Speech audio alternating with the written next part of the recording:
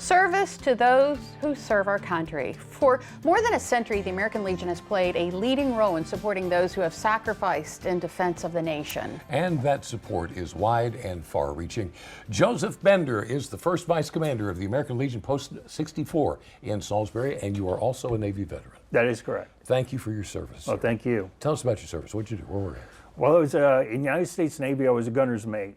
That was over weaponry and all the guns on board ship, which then I got involved with ship classifications, which is basically all classifications of all enemy ships and to be able to decipher what those ships are doing and whether they're friendly or if they are truly enemy out on our waters.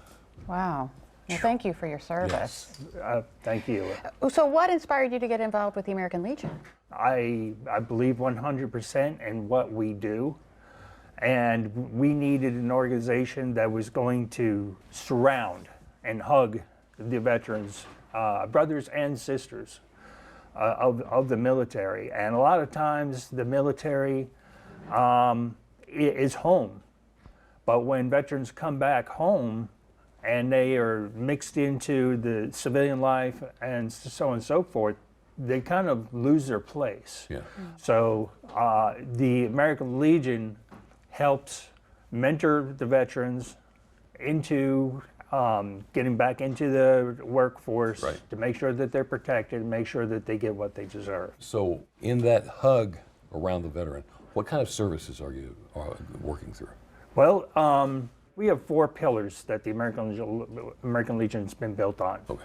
And the first one is national defense, then Americanism, and then the veterans themselves, and then the youth to follow.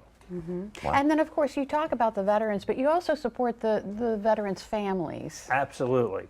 When people get deployed overseas, it breaks up a family, especially if it's been one that's been well established. And that kind of leaves the spouse and it kind of leaves the children in the dust.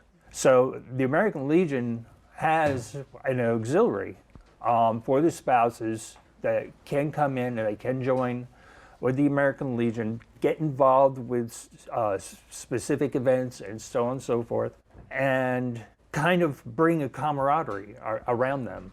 And then we also have the youth, a lot of youth programs. We want to try to mentor them also along into these youth programs, baseball, we have shooting clubs, we have now girls softball. We have all sorts of different things that hopefully that these youth will recognize and they can come out and they can get involved. And they'll be with a camaraderie of their own, because there will be other children that have been in their same boats. Okay, so we've got a veteran out there who is watching, who is interested. How do they get involved with the American Legion? Well, honestly, there's been a lot of misconception about the American Legion, where we used to be very sticky about specific times and conflicts and stuff like that. Well, because of the progression of what's happening in our world today, that's actually opened us up to have to be more flexible. Flexible. Yeah. Thank you. So all they really need right now is an honorable DD-214.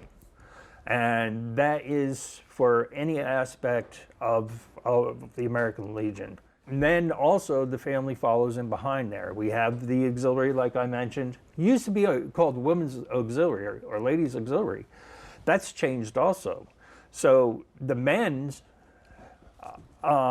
who didn't serve, right, but the spouse has, okay, we really had to kind of break through a very rumored and distasteful history of how we used to treat people that came to the American Legion, right, to now having to re-educate them and get them out here. Well, thank you so much for coming in and telling us all about the American Legion and thank you. dispelling any of those misconceptions. Thank you. Well, thank you. Thanks for having me.